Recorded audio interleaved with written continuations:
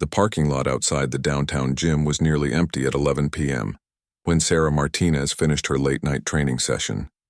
As a former Navy SEAL, she preferred working out when fewer people were around. The quiet allowed her to focus on maintaining the physical conditioning that had kept her alive through 3 tours in Afghanistan and countless covert operations. Sarah had been out of active duty for 2 years now, working as a private security consultant while trying to readjust to civilian life. The transition hadn't been easy. Most people looked at her petite 5'4" frame and assumed she was just another fitness enthusiast. They had no idea about the specialized combat training, the classified missions, or the skills that made her one of the most lethal operatives the Navy had ever produced. As she walked toward her car, Sarah noticed a black sedan that had been circling the block for the past 20 minutes. Her training kicked in immediately. She memorized the license plate, noted the tinted windows, and counted at least 2 figures inside. Her hand instinctively moved closer to the concealed weapon she always carried.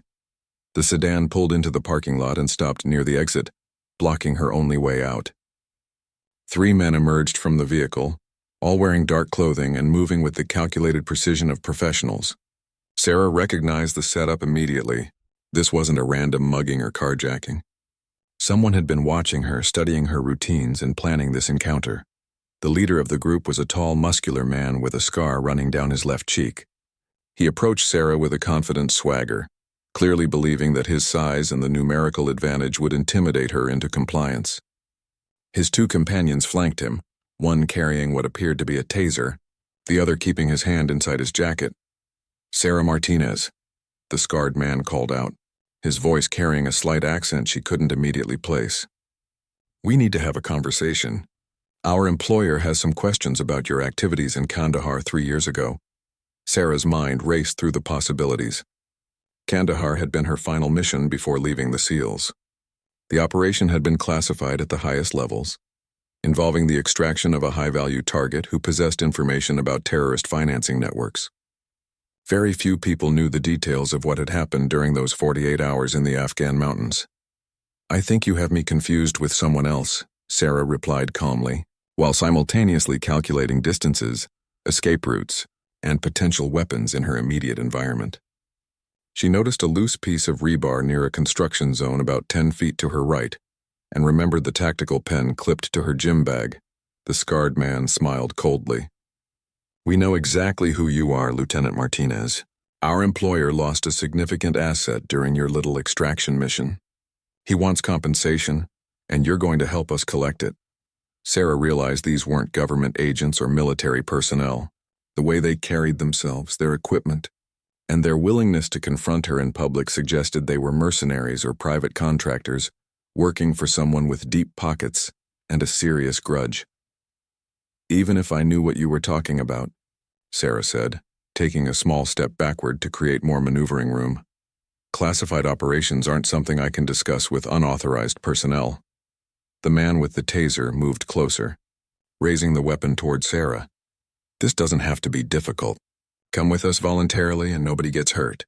Resist and we'll take you anyway, but you won't enjoy the experience."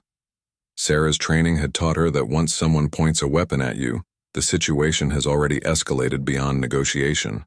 She had perhaps 3 seconds before they would attempt to incapacitate her. The element of surprise was her only advantage against 3 armed opponents. What happened next would later be described by security camera footage as one of the most spectacular displays of combat effectiveness ever recorded outside of an active war zone. But in that moment, Sarah was simply doing what her training had conditioned her to do: survive, adapt, and overcome. The scarred man made his fatal mistake when he underestimated his target. He stepped within striking distance, confident that his size and apparent advantage would keep him safe. He had no idea that the small woman in workout clothes had been trained by the best military instructors in the world and had used those skills in life-or-death situations more times than she could count. Sarah's response would be swift, precise, and absolutely devastating. The men who had come to intimidate her were about to learn why Navy SEALs are considered among the most dangerous individuals on the planet, regardless of their size or appearance. The attack came faster than any of the 3 men expected.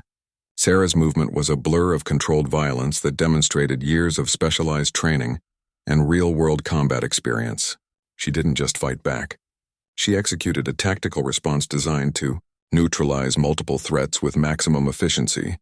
The scarred man barely had time to register Sarah's movement before her knee connected with his temple with devastating force. The strike was perfectly placed, using his forward momentum against him while targeting one of the most vulnerable points on the human skull. The impact dropped him instantly, his body crumpling to the asphalt like a marionette with cut strings. Before his companions could react, Sarah had already pivoted toward the man with the taser. Her training had taught her to prioritize the most immediate threats, and the electrical weapon represented the greatest danger to her ability to continue fighting. She closed the distance between them in 2 quick steps, her hand shooting out to grab his wrist and redirect the taser away from her body.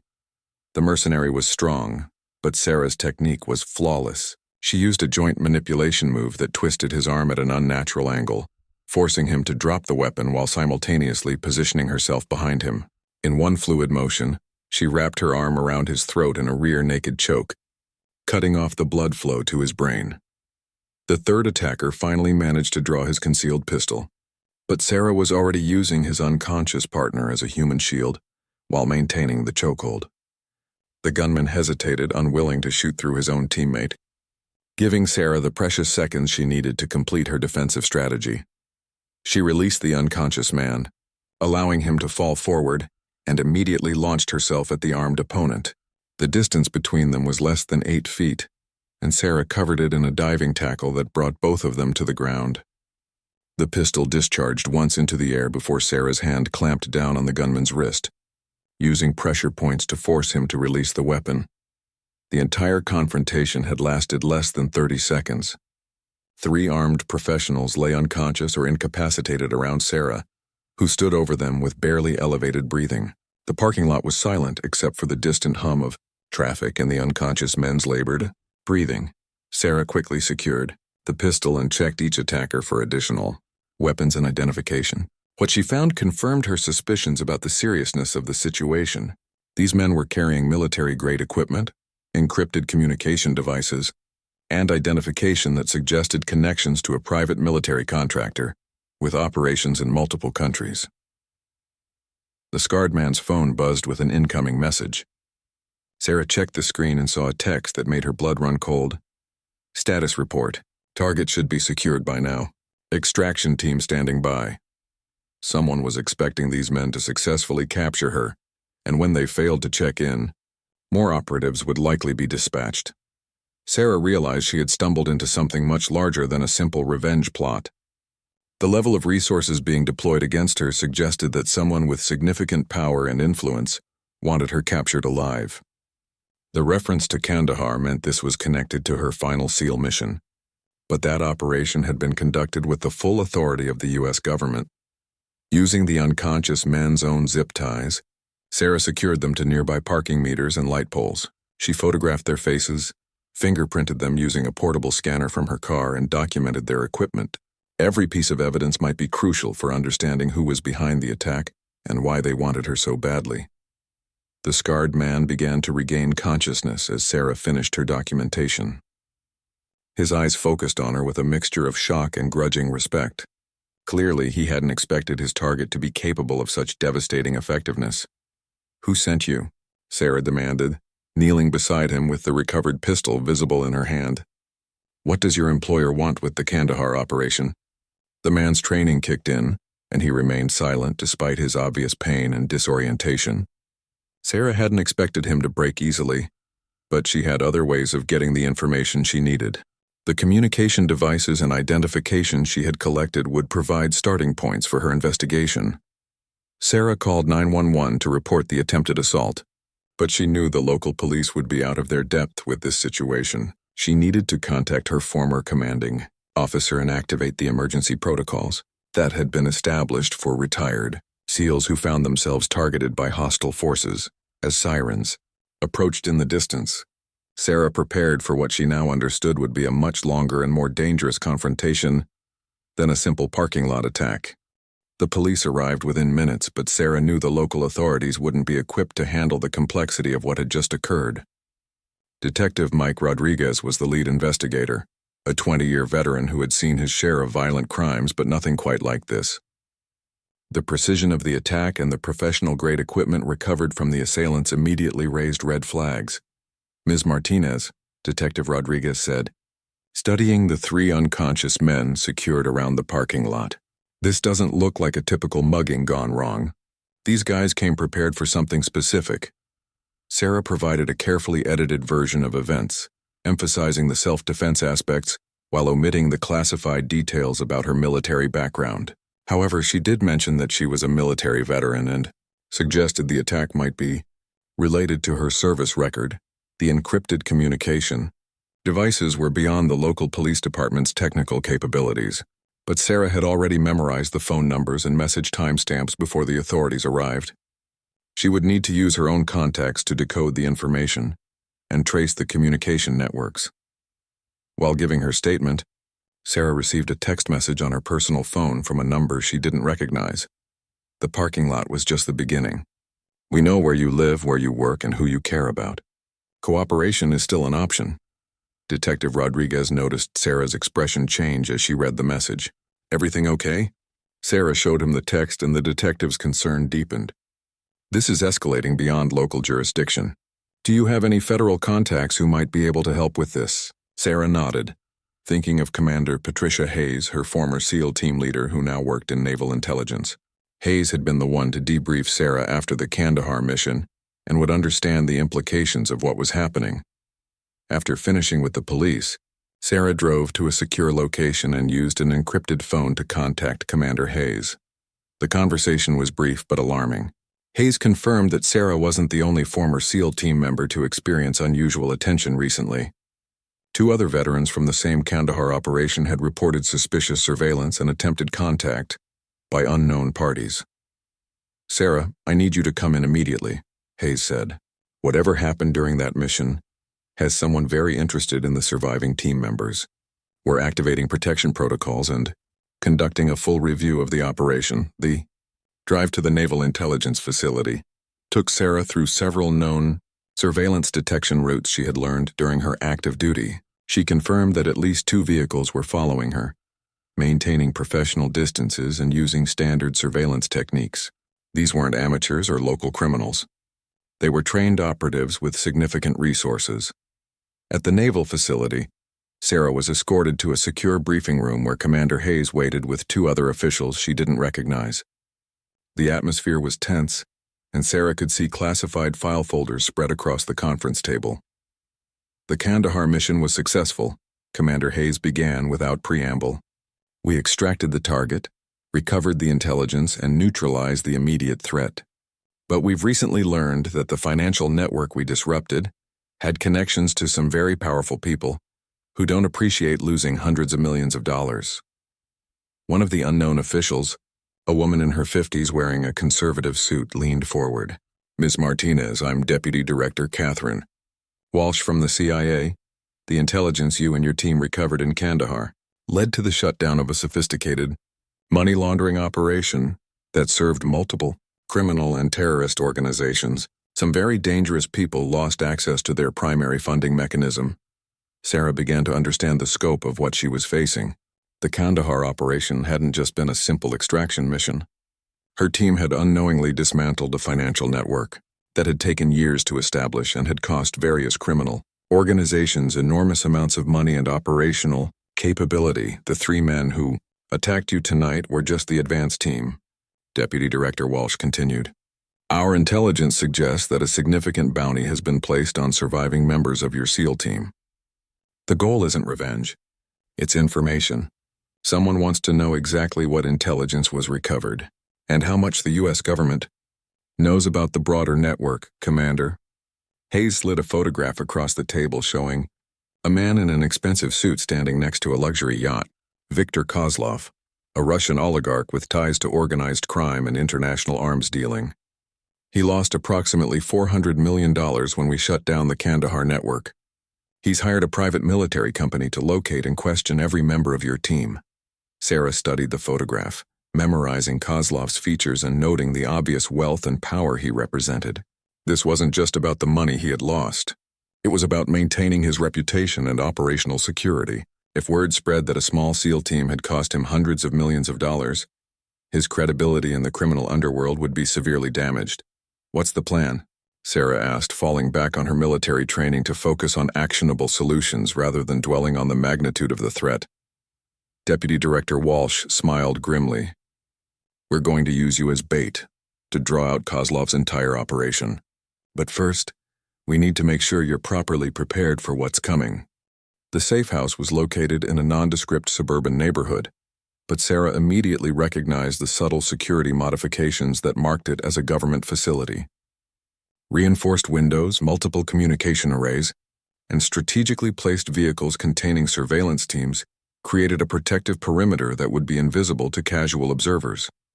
Inside, Sarah was introduced to Agent Marcus Chen, a FBI counterintelligence specialist who would be coordinating the operation to neutralize Kozlov's network. Chen had spent 15 years infiltrating international criminal organizations and understood the mentality of men like Viktor Kozlov. "Kozlov won't give up," Chen explained during their initial briefing. "He's built his reputation on being untouchable, and your team's success in Kandahar has made him look vulnerable. He needs to recover that lost money, or eliminate everyone who knows about the operation to maintain his position in the criminal hierarchy." The plan they outlined was ambitious and dangerous. Sarah would return to her normal routine, but with extensive surveillance and backup support. The goal was to allow Kozlov's operatives to make another attempt at capturing her, but this time the government would be ready to follow the entire network back to its source. Sarah spent the next 3 days undergoing intensive preparation. She was fitted with sophisticated tracking devices and communication equipment that would allow the support team to monitor her location and vital signs in real time. Special weapons and equipment were provided, including non-lethal options that would allow her to defend herself without killing potential sources of intelligence. The psychological aspect of the mission was equally important. Sarah worked with a specialist who helped her prepare for potential capture and interrogation scenarios. While the support team would intervene before any serious harm could occur, Sarah needed to be ready to play her role convincingly if the situation required it. On the 4th day, Sarah returned to her apartment for the first time since the parking lot incident. The building had been thoroughly swept for surveillance devices, and government agents had been positioned in neighboring units to provide immediate response capability. Everything appeared normal, but Sarah's training made her acutely aware of the subtle signs that indicated she was being watched. The first probe came within hours of her return. A delivery truck parked across the street for longer than necessary, and Sarah spotted at least 2 occupants using telephoto lenses to photograph her apartment windows. She went about her normal routine while the surveillance team documented the watchers and began tracing their identities and connections. That evening, Sarah received a phone call from someone claiming to be a former military colleague requesting a meeting. The voice was unfamiliar, and the details the caller provided about shared service history were inconsistent with Sarah's actual experience. She agreed to meet at a coffee shop downtown, knowing that the government team would be monitoring every aspect of the encounter. The coffee shop meeting was clearly another intelligence-gathering operation. The man who approached her table was professional and polite, but his questions were carefully designed to elicit information about the Kandahar mission and Sarah's current living situation. Sarah provided misleading answers while appearing cooperative, feeding him false information that would hopefully lead Kozlov's network to make incorrect assumptions about her vulnerability. Agent Chen's voice came through her concealed earpiece as the meeting concluded. "Subject is leaving through the back exit. 3 vehicles are positioning for mobile surveillance. We're tracking all of them." Over the following week, the pattern continued. Kozlov's operatives probed Sarah's defenses using increasingly sophisticated approaches. They attempted to recruit her neighbors as information sources, conducted technical surveillance of her communications, and even tried to infiltrate the gym where she worked out. Each probe revealed more about the scope and organization of Kozlov's network. The FBI team discovered connections to legitimate businesses that served as fronts, identified multiple safe houses throughout the city, and began mapping the command structure of the operation. The breakthrough came when surveillance teams followed one of Kozlov's operatives to a warehouse complex on the outskirts of the city. Long-range surveillance revealed sophisticated communications equipment, multiple vehicles prepared for rapid deployment, and at least a dozen personnel with military training. "This is it," Agent Chen told Sarah during an emergency briefing. "We've found their primary operational base, but our intelligence suggests they're preparing for a major operation within the next 48 hours. Kozlov himself may be arriving to personally oversee the final phase." Sarah understood what this meant. The careful game of probe and response was about to escalate into direct confrontation. Kozlov's patience was running out, and he was preparing to take significant risks to achieve his objectives. "What's the timeline?" Sarah asked, reviewing the surveillance photographs of the warehouse complex. Agent Chen's expression was grim. "Our sources indicate Kozlov's private jet filed a flight plan that will bring him into the country tomorrow night. Whatever he's planning, it's going to happen soon after his arrival." Sarah studied the tactical layout of the warehouse complex, noting entry points, escape routes, and potential defensive positions. Her SEAL training automatically analyzed the challenges and opportunities presented by the terrain and structure. If he's coming here personally, it means he's convinced that standard operations won't work, Sarah observed. He's going to try something dramatic and decisive. The next 24 hours would determine whether their carefully orchestrated plan would succeed in neutralizing a major international criminal network, or whether Viktor Kozlov would prove that his reputation for ruthless effectiveness was well-deserved. Viktor Kozlov's arrival changed everything. Intelligence reports indicated that his private jet had landed at a small airfield outside the city, and within hours, the surveillance teams noticed a significant increase in activity at the warehouse complex. Additional personnel arrived, sophisticated equipment was delivered, and the entire operation appeared to shift into a higher state of readiness. Sarah was moved to a secondary safe house as a precaution, but she insisted on maintaining an active role in the operation. Her unique knowledge of the Kandahar mission and her proven ability to handle Kozlov's operatives made her too valuable to keep completely out of harm's way. The first indication of Kozlov's new strategy came through intercepted communications. Unlike his previous operatives who had focused on stealth and misdirection, Kozlov was planning a direct assault designed to overwhelm any resistance and extract Sarah regardless of collateral damage or exposure risk. "He's desperate," Agent Chen observed during an emergency briefing. "Our financial intelligence suggests that Kozlov is under pressure from his own associates. The losses from the Kandahar operation have weakened his position significantly, and he needs to recover the situation quickly or face serious consequences from other criminal organizations." The plan Kozlov had developed was bold and ruthless. Intelligence indicated that he intended to stage a coordinated attack on multiple government facilities simultaneously, creating enough chaos and confusion to mask the extraction of Sarah from whatever location she was being held. He's going to hit the FBI field office, the Naval Intelligence Facility, and at least 2 safe houses, Deputy Director Walsh explained. "The goal is to force us to spread our resources thin while his primary team focuses on the actual extraction." Sarah reviewed the intelligence reports with growing concern. Kozlov's plan would put dozens of government personnel at risk and could result in significant casualties among both agents and civilians. The Russian oligarch was willing to escalate the situation far beyond what anyone had anticipated. "We need to change the dynamic," Sarah suggested. "Instead of waiting for him to execute his plan, we should force him to come to us on our terms." Agent Chen looked interested. "What did you have in mind?" Sarah outlined a strategy that would require her to take significant personal risks, but could potentially end the threat without the massive confrontation Kozlov was planning.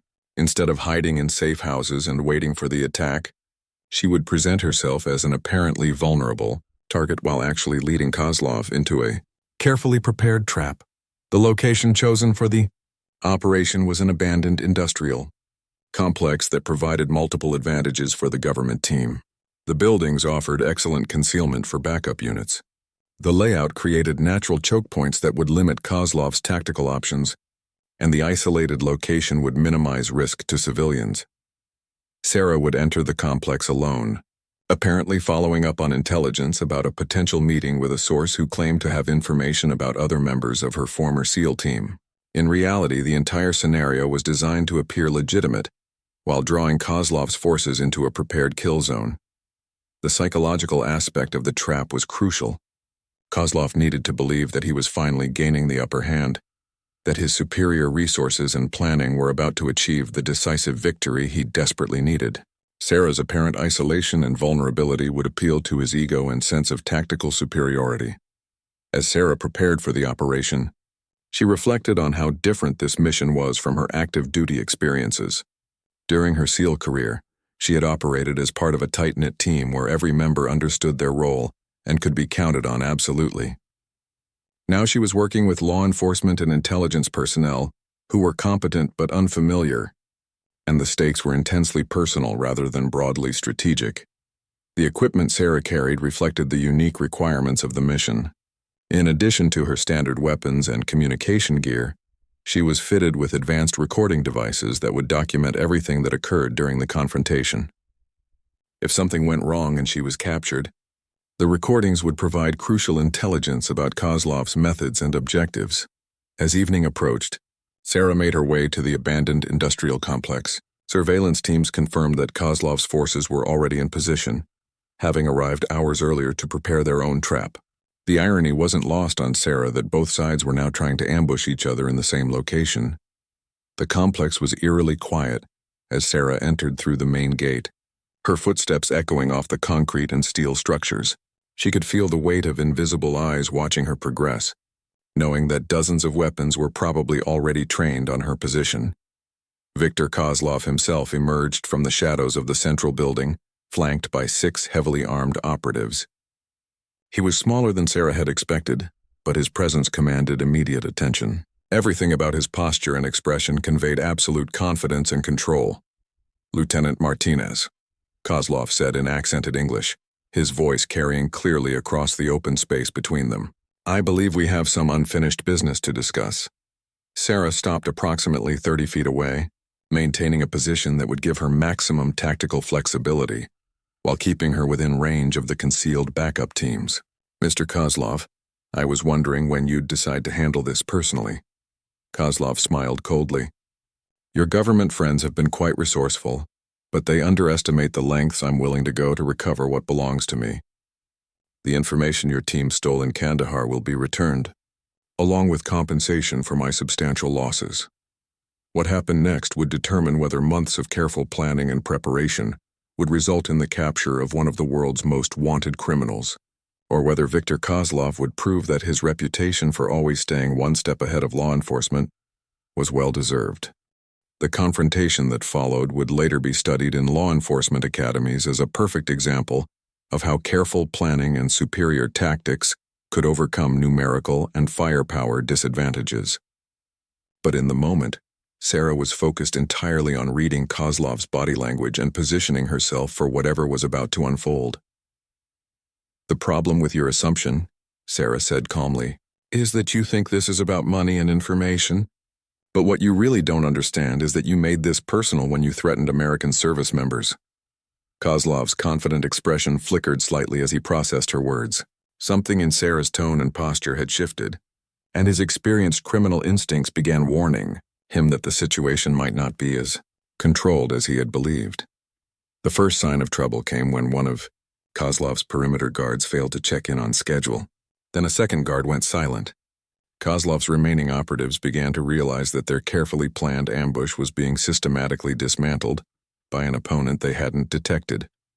"You see, Viktor," Sarah continued, using his first name deliberately to demonstrate her lack of intimidation, "while you were planning to capture one former SEAL, the U.S. government was planning to capture an entire criminal network. And we had a significant advantage in this planning process." Agent Chen's voice came through concealed speakers positioned throughout the complex. "Viktor Kozlov, you are surrounded by federal agents. Order your personnel to lay down their weapons and surrender immediately." Kozlov's response was swift and violent. He drew a concealed pistol while simultaneously ordering his remaining operatives to open fire. But Sarah had been expecting exactly this reaction, and her SEAL training kicked in with devastating effectiveness.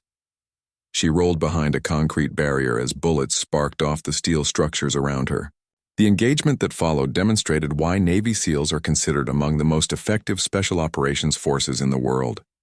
Sarah's movement was fluid and purposeful, using the industrial environment to her advantage while systematically neutralizing threats The first operative, to pursue her around the concrete barrier, found himself facing a tactical expert who had been training for exactly this type of close-quarters combat for over a decade. Sarah's response was swift and decisive, using hand-to-hand combat techniques to disarm and incapacitate him without lethal force. Meanwhile, the FBI and naval intelligence teams were executing their own assault on Kozlov's remaining forces. Flashbang grenades and smoke provided cover as federal agents moved through the complex with precision that reflected months of preparation and rehearsal. Kozlov himself proved to be more resourceful than anticipated. Instead of attempting to fight his way out, he used the chaos to slip away toward a secondary exit that intelligence had failed to identify. His escape route led through a maze of maintenance tunnels beneath the industrial complex. Sarah spotted Kozlov's movement and made a split-second decision to pursue him, rather than waiting for backup. Her SEAL training had taught her that allowing a high-value target to escape often meant losing the opportunity permanently. The chase through the underground tunnels was a deadly game of cat and mouse. Kozlov was armed and desperate, while Sarah had the advantage of superior training and familiarity with confined space combat. The tunnels amplified every sound, making stealth impossible and turning the pursuit into a test of nerve and tactical skill. The confrontation ended in a maintenance chamber beneath the complex. Kozlov, cornered and out of options, made his final desperate play. He drew his weapon and aimed at Sarah, but his hands were shaking from exhaustion and stress. Sarah's response was calm and professional, using a disarming technique that left Kozlov unconscious but alive. When federal agents finally reached the maintenance chamber, they found Sarah sitting calmly beside the unconscious Russian oligarch, having already secured his weapon and checked him for additional threats. The expression on her face was one of quiet satisfaction rather than triumph. The aftermath of the operation exceeded everyone's expectations. Kozlov's capture led to the dismantling of criminal networks in 12 countries and the recovery of over $2 billion in stolen assets. More importantly, the intelligence gathered from his organization prevented multiple terrorist attacks and disrupted arms trafficking operations worldwide. Sarah returned to her civilian life, but with a new understanding of how her military service continued to have impact long after her active duty had ended. The skills and training that had made her an effective SEAL remained relevant in protecting national security and innocent lives. 6 months later, Sarah received a commendation from the Secretary of the Navy, recognizing her role in the operation. But the recognition that meant the most to her came from her former SEAL teammates who sent a simple message. Once a SEAL, always a SEAL. Thanks for watching our backs. The parking lot confrontation that had started everything seemed almost insignificant compared to what had followed. But Sarah understood that every aspect of her experience, from the initial attack to the final capture of Kozlov, had demonstrated a fundamental truth about the people who serve in America's Special Operations Forces. They never stop being warriors, even when the war comes to them in unexpected places and times.